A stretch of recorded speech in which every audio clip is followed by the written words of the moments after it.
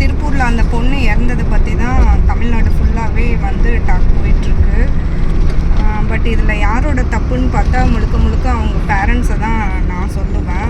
அந்த பொண்ணு முடியல அப்படின்ட்டு ஒரு 1 மந்த் முன்னாடியே, கல்யாணம்னா ஒரு 1 மந்த்லேயே சொல்லியிருக்கு. அது சொல்லும்போதே அவங்க வந்து சரி ஓகே, எதுவாக இருந்தாலும் நம்ம பார்த்துக்கலாம், இல்லை கொஞ்ச நாள் பிரேக் விட்டு நம்ம இதை சரி பண்ணிக்கலாம், நீ இங்கே வந்து இரு அப்படின்னு அவங்க சொல்லியிருந்தா அந்த பொண்ணு இவ்வளோ தூரம் போயிருக்காது. அது அந்த பொண்ணு தெளிவாக மென்ஷன் பண்ணுது, நான் எல்லார்கிட்டேயும் இதை சொல்லி சொல்லி எனக்கு ரொம்ப நான் யூஸ்லெஸ்ஸாக ஃபீல் பண்ணுறேன், எல்லாரையும் தொந்தரவு பண்ணுற மாதிரி எனக்கு தெரியுது அப்படின்னு அந்த பொண்ணு சொல்லியிருக்கு.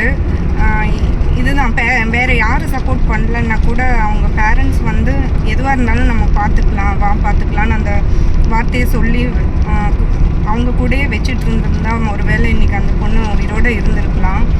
பட்டு நம்ம இன்னொரு விஷயத்தையும் சொல்லணும். பேரண்ட்ஸ் வந்து பொண்ணுங்களுக்கு நீங்கள் எதை சொல்லி கொடுக்குறீங்களோ இல்லையோ, படிப்பும் வேணும் தான், அதோட தைரியமாக இருக்கிறதுக்கு கண்டிப்பாக சொல்லி கொடுங்க.